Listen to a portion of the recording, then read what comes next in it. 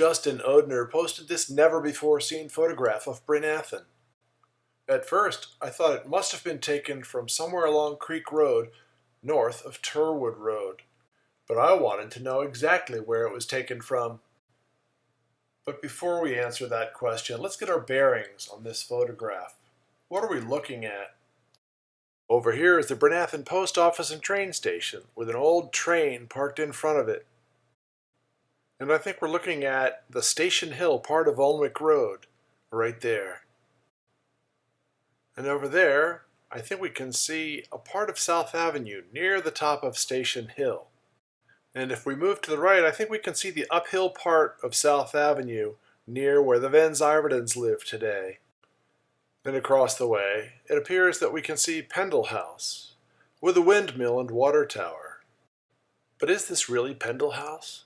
Did Pendle House ever have a windmill and a water tower? Now let's go back to the original question of exactly where this photograph was taken from. After fussing and fuming about it for a while, we found out that Justin Odner had been holding out on us, and he showed us this photograph. And what a great photograph it is! You can clearly see that this was taken from a place beyond the Pennypack Creek, probably up near Creek Road. Here you can clearly see a deeper part of the Pennypack Creek, which is caused by the old dam that was built just north of the post office. And just downstream from the dam, you can clearly see an area of what I would call rapids, especially compared to the deeper part of the creek. The dam was originally built to divert water into a mill race, to provide water for Fetters Mill.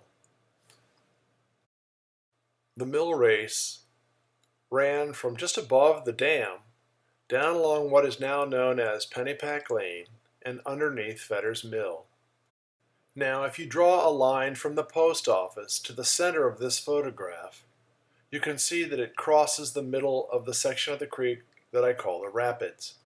Here is a Google Maps screen capture that shows that line of sight across the rapids and to the post office.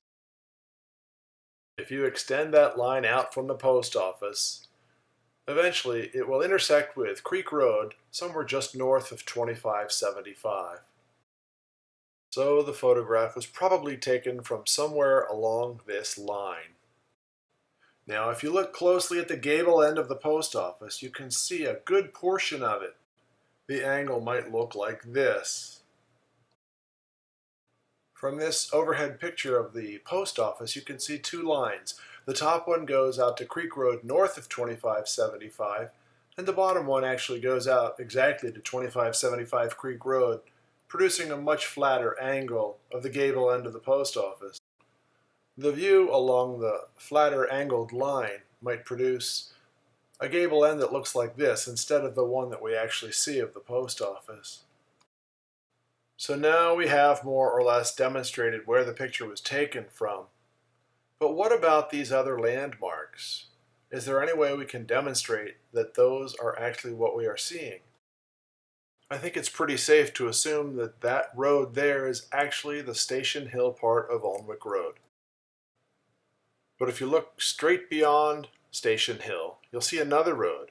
Is that the uphill part of South Avenue? If we use Google Maps to draw a line from the uphill part of South Avenue back to the approximate location of where the photograph was taken, we can begin to see that we have a problem. The line that we just drew would have to cross Station Hill just near the post office, and it does not. The only other road with a steep uphill to the southeast of South Avenue would have to be Fetters Mill Road, so let's check that.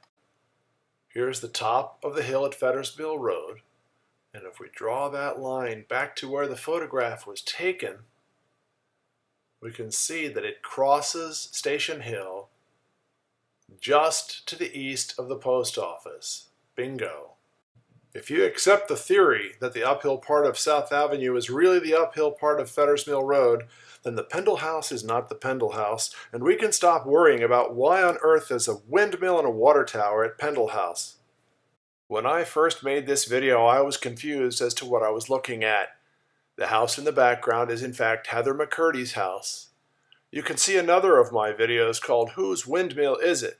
to see that house and the water tower and windmill.